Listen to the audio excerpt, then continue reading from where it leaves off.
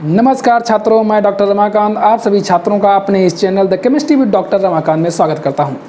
छात्रों, हमने पिछले लेक्चर में शुरुआत कर दी थी और संख्यक गुणधर्म की, यानी कोलिगेटिव प्रॉपर्टीज ऑफ सॉल्यूशंस। उसके अंतर्गत हमने वाष्प दाब का अपेक्षिक अवनमन पढ़ा और समझा था छात्रों, और उसमें मैंने राउल्ट के नियम का परिवर्तित स्वरूप देखा था कि वहाँ पर जब वाष्प द्रव विलयनों के वाष्प दाब के अंतर्गत हम जब पढ़ रहे थे तो वहाँ पर उसका रूप कुछ और था, और जब हम अवाष्पीय विलय किसी शुद्ध विलायक में मिला देते हैं तो प्राप्त विलयन के परिप्रेक्ष्य में जो वाष्प दाब का आपेक्षिक अवनमन होता है वो उसके मोल प्रभाज के विलयन में उपस्थित विलय के मोल प्रभाज के बराबर होता है। यहाँ पर ये रूप देखा, जबकि उसके पहले वहाँ पर क्या देखा था, किसी वाष्पशील अवयव का आंशिक वाष्प दाब उस विलयन में उपस्थित उस अवयव के मोल प्रभाज के समानुपाती होता है। ये मैंने पहले पढ़ा था। तो चलिए छात्रों, उतना तो पढ़ लिया, वाष्प दाब का अपेक्षिक अवनमन मैंने पढ़ लिया। अब नेक्स्ट कोलिगेटिव प्रॉपर्टीज यानी नेक्स्ट अणुसंख्यक गुणधर्म की तरफ चलते हैं, जो है क्वथनांक का उन्नयन। तो हम पहले बात करेंगे क्वथनांक क्या होता है, फिर बात करेंगे क्वथनांक का उन्नयन क्या होता है, और किसी भी अवाष्पशील पदार्थ को जब किसी विलायक में घोला जाता है तो क्वथनांक का उन्नयन क्यों होता है।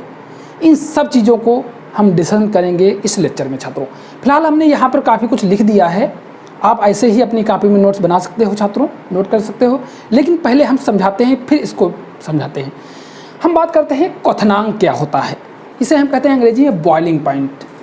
हमने और इस क्वथनांक को उन्नयन को कहते हैं एलिवेशन ऑफ बॉइलिंग पॉइंट। तो बॉइलिंग पॉइंट क्या है, देखिए छात्रों, किसी भी विलयन का या किसी भी द्रव का बॉइलिंग पॉइंट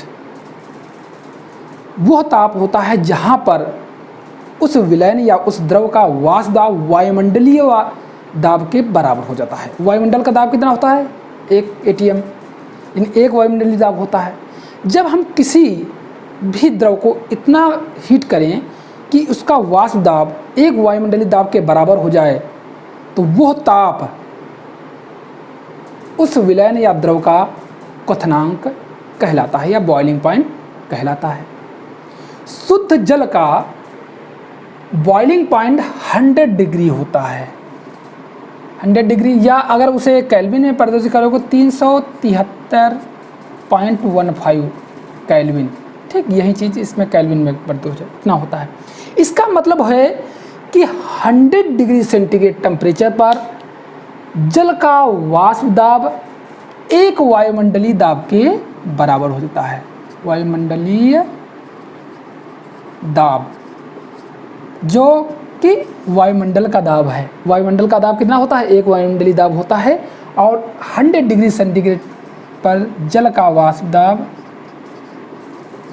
कितना हो जाता है, इतना हो जाता है। तो वो बॉयल करने लगता है। कोई भी द्रव तभी बॉयल करेगा, उसी ताप पर बॉयल करेगा जब उसका वाष्प दाब वायुमंडलीय दाब के बराबर हो जाएगा।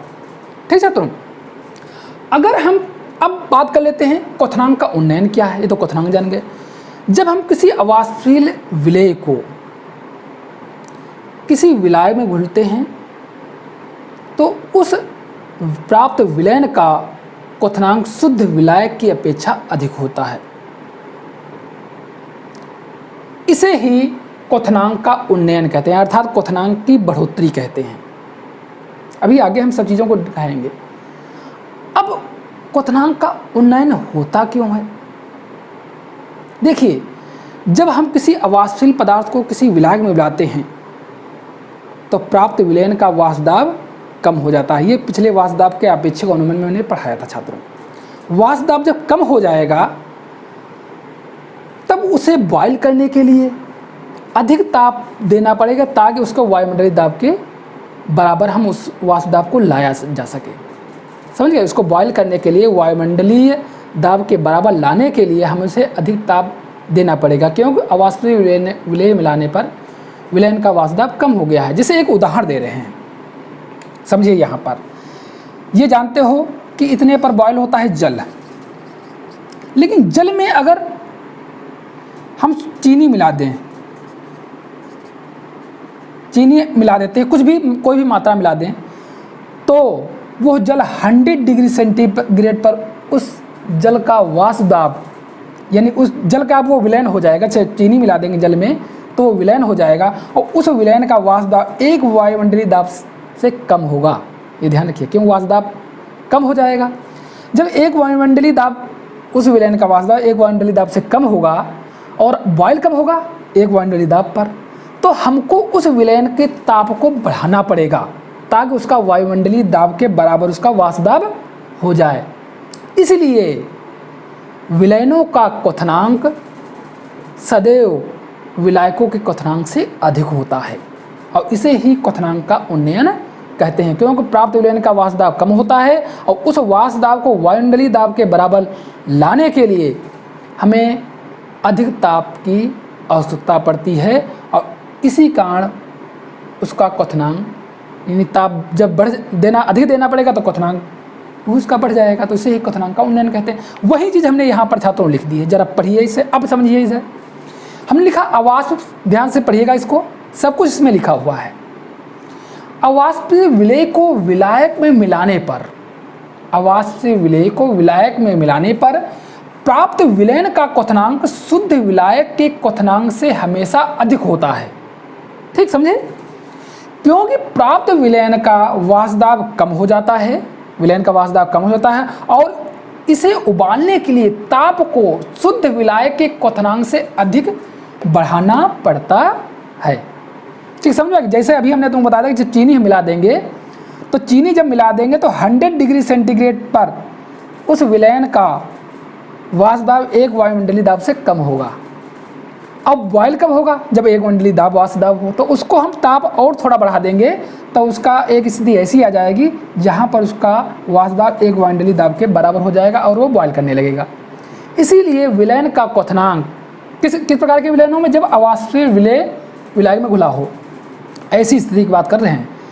क्वथनांक सदैव शुद्ध विलायक की अपेक्षा अधिक होता है। यदि TB नॉट शुद्ध विलायक का क्वथनांक है, यदि TB नॉट शुद्ध विलायक का क्वथनांक और TB विलयन का क्वथनांक हो तो डेल्टा TB, इस हटा दे सकते हैं, डेल्टा TB बराबर TB माइनस TB नॉट को क्वथनांक का उन्नयन कहते हैं। ये संक्षेप में डिफिनेशन है, फिलहाल हम ऑलरेडी बता चुके हैं, तो समझने इस तरीके भी से समझ सकते हो। अर्थात डिफरेंस जो है ये किसका है? विलयन का क्वथनांक है, ये शुद्ध विलायक का क्वथनांक है। विलयन का क्वथनांक अधिक हो जाएगा तो जो अंतर होगा वही क्वथनांक का उन्नयन कहलाता है, उसे हम क्वथनांक का उन्नयन कहते हैं। प्रयोग दर्शाते हैं कि विभिन्न एक्सपेरिमेंटल ऑब्जर्वेशन जो आई है उसके आधार पर, और ये ध्यान रखिए ये नियम मोस्टली तन विलयनों पर ही लागू होते हैं, चाहे पिछले राउट के नियम की बात कर लें जो वाष्प दाब का अपेक्षिक अनुमान था, या अन्य भी आगे बात करेंगे, तन विलयनों पर ही ये नियम सटीक बैठते हैं। बाकी कंसंट्रेटेड विलयनों पर ये नियम सही रूप से कार्य नहीं करते, इनमें विचलन प्रदर्शित हो जाता है। तो चलिए छात्रों बात करते हैं प्रयोगों में दर्शाया गया कि तन विलयनों का क्वथनांक का उन्नयन, तन विलयनों में क्वथनांक का उन्नयन यानी डेल्टा TB विलयन में उपस्थित विलय की मोललता यानी मोलल सांद्रता के समानुपाती होता है। ये प्रयोगों द्वारा हमें जानकारी मिली कि क्वथनांक का उन्नयन विलयन में उपस्थित विलय की मोलल या मोललता, मोलल सांद्रता मतलब होती है मोललता के समानुपाती होता है, यानी अर्थात डेल्टा TB अनुपाती स्मॉल m या मोललता। इसे ओपन कर लेंगे तो डेल्टा TB बराबर KB इंटू स्मॉल m, जहाँ KB मोलल उन्नयन स्थिरांक या क्वथनांक उन्नयन स्थिरांक कहलाता है। अब जरा हम इसको खोलते हैं, मोललता क्या होती है? यदि M2 मोलर द्रव्यमान वाले विलय के W2 ग्राम W1 ग्राम विलायक में घुले हुए हैं तो विलयन की मोललता क्या होती है? सो तो जानते हो, विलय के मोलों की संख्या बटे विलायक का द्रव्यमान किलोग्राम में, यह हमने लिख दिया है। अब विलय की मोलों की संख्या क्या है? विलय का द्रव्यमान बटे विलय का मोलर द्रव्यमान या विलय का आणविक द्रव्यमान। तो विलय का द्रव्यमान ये है W2 ग्राम और विलय का मोलर द्रव्यमान हमारा दिया हुआ है, या इसे हम आणविक द्रव्यमान भी कह सकते हैं, बटे WN ग्राम विलायक का द्रव्यमान है, उसे 1000 से भाग दे देंगे तो ये किलोग्राम में परिवर्तित हो जाएगा। तो इस प्रकार हमें मोललता का सूत्र ये प्राप्त हो जाएगा छात्रों। तो ये हो गया मोललता का सूत्र। अब इस मोललता का मान लिखा हमने, मोललता का मान उपरोक्त समीकरण, इस समीकरण में रखने पर हमें ये समीकरण प्राप्त हो जाएगी, जहाँ पर डेल्टा TB बराबर KB गुणे W2 गुणे 1000 बटे W1 गुणे M2। जहाँ फिलहाल ये मान सभी आपको हम ऑलरेडी ऊपर बता चुके हैं, फिर भी समझ लीजिए। डेल्टा TB क्वथनांक का उन्नयन है, KB मोलर उन्नयन स्थिरांक है, W2 विलेय का द्रव्यमान किसमें ग्राम में है, W1 विलायक का द्रव्यमान ग्राम में है, M2 विलेय का मोलर द्रव्यमान या आणविक द्रव्यमान है। ठीक छात्रों, तो ये इस तरीके से आपको ये समझ में आ गया कि क्वथनांक का उन्नयन विलेय में उपस्थित मोलल सांद्रता के समानुपाती होता है। और इतना ये सूत्र ध्यान रखिए, बस इतना। अब मोललता का फार्मूला अपने आप निकालना जान लोगे तो ये अपने आप निकाल लोगे, कोई प्रॉब्लम नहीं छात्रों। इससे संबंधित न्यूमेरिकल्स भी आते हैं, तो चलिए छात्रों एक न्यूमेरिकल्स वो भी आपको समझा देते हैं। तो चलिए मेरे साथ बने रहिए, न्यूमेरिकल आपको एक समझाते हैं। हाँ छात्रों, अब बात कर लेते हैं क्वथनांक उन्नयन से संबंधित एक न्यूमेरिकल की, जो आपकी बोर्ड परीक्षा की दृष्टि से बहुत ही महत्वपूर्ण है। और ये NCERT बुक का एक न्यूमेरिकल है छात्रों। क्या न्यूमेरिकल है, जरा पढ़िए इसको। एक पात्र में 18 ग्राम ग्लूकोज का सूत्र दिया हुआ है, कोई 1 ग्राम जल में घोला गया है। 1.013 बार दाब पर यह जल किस ताप पर उबलेगा? जल के लिए KB का मान दिया हुआ है। छात्रों एक चीज़ ध्यान रखिए, जल जो उबलता है वो एक वायुमंडलीय दाब पर उबलता है, और एक वायुमंडलीय दाब यानी 1 atm एटमॉस्फेरिक प्रेशर जो दाब होता है वो 1.013 बार के बराबर होता है। अर्थात अगर वो जितना दिया है उसका मतलब है कि एक वायुमंडलीय दाब, इसका मतलब है वायुमंडलीय दाब।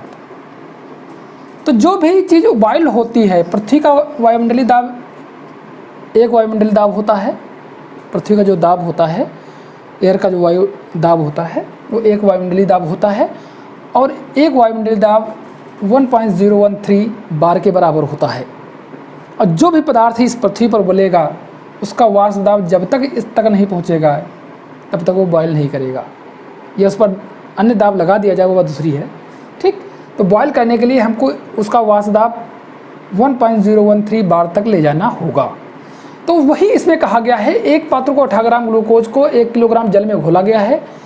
1.013 बार दाब पर यह जल वाष्प दाब लिखना चाहिए यहाँ पर, उन्होंने खाली दाब ही लिखा है, हम यहाँ पर कर सकते हैं वाष्प दाब, यहाँ पर जोड़ देते हैं छात्रों वाष्प दाब, ये ज़्यादा सुटेबल रहेगा।